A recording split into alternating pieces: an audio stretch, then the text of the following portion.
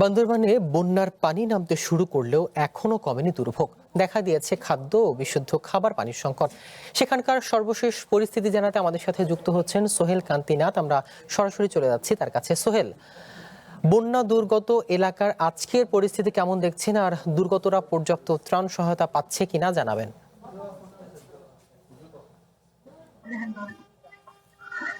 বান্দরবানের বন্যা পরিস্থিতি স্বাভাবিক হলেও দুর্ভোগ কাটিয়ে বানবাসী মানুষের মাঝে আমরা সকাল থেকে দেখেছি বান্দরবানে যেসব আশ্রয় কেন্দ্র রয়েছে, আশ্রয় কেন্দ্র থেকে তারা নিজ বাড়িতে ফিরতে শুরু করেছে। তবে একটা বিষয় জানিয়ে রাখি, যেসব বন্যা কবলিত এলাকা রয়েছে সেখানে বিশুদ্ধ পানি থেকে শুরু করে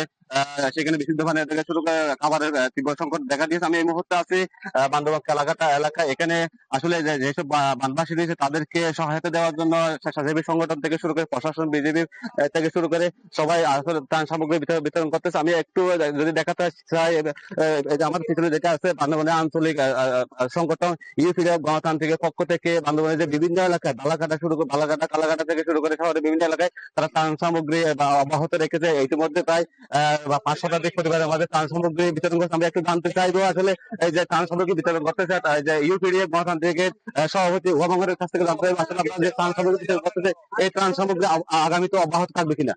হ্যাঁ, অবশ্যই আমাদের ইউপি গণতান্ত্রিক বান্দরবান জেলা কর্তৃক এই আপনার ভয়াবহ দুর্ঘটনায় আমরা প্রত্যেকটা এলাকা এই যে কর্মসূচি গুলো অব্যাহত থাকবে। আপনাদের সকলের সহযোগিতা কামনা করি। হ্যাঁ, ধন্যবাদ আপনাকে। আপনি শুনছিলেন যেমনটি আসলে তারা আসলে বানবাসী যারা আছে বন্যা কবলিত যেসব পরিবার আছে তারা যেন ঘুরে দাঁড়াতে পারে, সেজন্য তাদের পক্ষ থেকে ত্রাণ সামগ্রী বিতরণ করা হচ্ছে। আগামী তো এইসব ত্রাণ সামগ্রী বিতরণ করা হবে। এছাড়াও পাশাপাশি যে প্রশাসনের পক্ষ থেকে এখানকার স্বেচ্ছাসেবী সংগঠন আছে, বিভিন্ন দলের পক্ষ থেকে ত্রাণ সামগ্রী দিয়ে আছে। তো এই ছিল আমার কাছে বান্দরবান থেকে সবশেষ তথ্য। সোহেল, আপনাকে। বান্দরবানে বন্যার পানি নামতে শুরু করলেও এখনো দুর্ভোগ কমেনি, এ বিষয়ে বিস্তারিত জানাচ্ছিলেন সোহেল কান্তিনাথ।